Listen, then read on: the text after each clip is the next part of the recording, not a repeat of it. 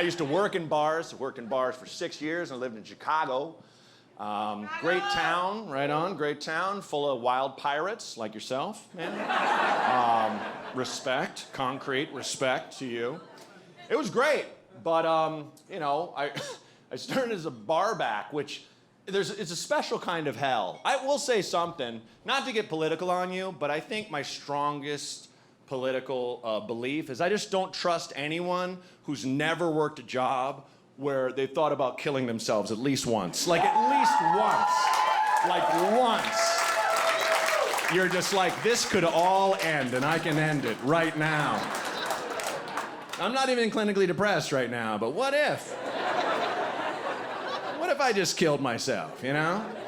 That thing where you're like, God damn it, I got 5 hours left in this shift. Or...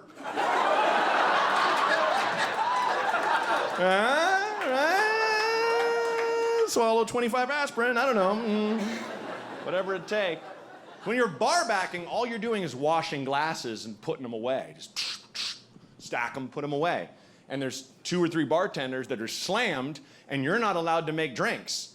And there's beers and ice in front of you, and taps and liquor bottles behind you, and people are just like, just get me a drink. Just pour some whiskey in a cup. It's right there. There's a beer right there. God damn it. You're like, I can't. Please stop yelling at me. I'm not allowed. I'll be fired. Please, sir. What are you, a stupid monkey? You're just like, God damn it. I remember looking down at a stirring fork and being like, all it would take is just 2 right there. Just right there, and just bleed out in front of this dickhead. Looking at him, sit on a stool and be like, you did this. Just break all his drinks in half with my face and slide down the bar. Clean this up. Just die right there, staring at him, still dying, shitting, all behind the bar. You're cleaning this up, sir. You are. I don't know what you said. It crosses the mind, you know? Absolutely. But I think those jobs hone you and make you into the person you're supposed to be. If you've never worked a crap job, you know, that's bad, because you're not your truest self, you know? I think it's like MMA or something, right? It kind of makes you, you know, tough in your own way and find the real you. Like, I was always a funny person growing up, you know, I was always class clown and stuff, but I would get accidentally hilarious when I was a bartender. When I was slammed, and stuff would just come out of me, you know, that would kill. And I'd be like, I was just being serious. What, that was funny? Like, I remember being so busy, in the weeds, as we call it in the industry, the folks here know, I lost my sight. Like, I don't know if it was sweat in my eyes, I don't know if I was dehydrated, but my eyesight went blurry, and all I saw were colors and shapes. That's it. And I'm just pushing drinks out and hoping I'm making the right change, and feeling credit cards like Braille to see who it is, you know? It was awful. And then some dick somewhere in front of me goes, fuck, am I invisible? And I said sincerely, who said that? And the whole bar cracked up. And I'm like, yeah, throw him out. And they did. The guy's like, hey! Threw him out the door. I am Caligula. People would get away with crazy stuff in Chicago. Like, there was a bar called Coconut Joe's. A beach bar, nowhere near a beach. And there were like a thatched roof and tiki drinks and all that stuff. And they had this amazing, fun, and super safe thing they'd do where they'd just take a bottle of 151 and pour it all over the bar, splashing, not in just a nice line, just everywhere.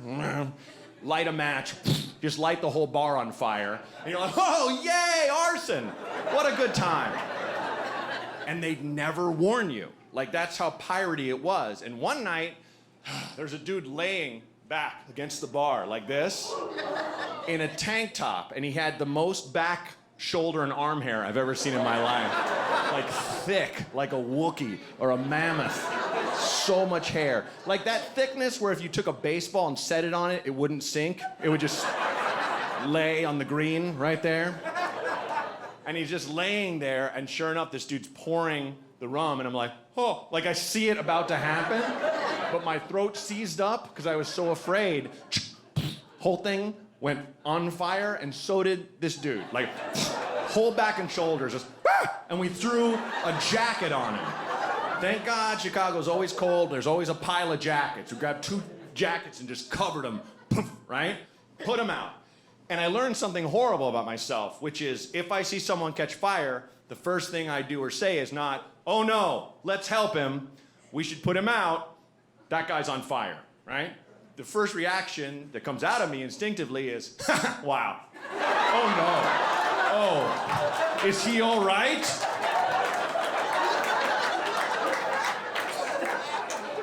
I didn't know back hair caught that fast. What, are you pouring VO5 Sassoon all over yourself there, sir? Chicago's great, but it's also just wrong. Bars are open till 5 a.m. 5? That's kind of a crime against God. Even as a 24-year-old, I'm like, we made it. I don't want to be here. Like, I'm tired. And you sit there and you drink till 5, and if you know the bartender, it's almost worse because he or she will be like, last call, not you, you stay. Cool. Right? And then you stick around, and they lock the door when everyone's gone, and you drink some more, and there's no better way to feel like an absolute pile of trash than by walking out of a dark, windowless bar, cartoon sailor drunk, into a bright, sunshiny, fully grown day. Like a zombie, like, oh no. Is it sun time already? Is that a term? Oh, how is everyone? You're jogging? Welcome. Okay. What a lovely dog and baby.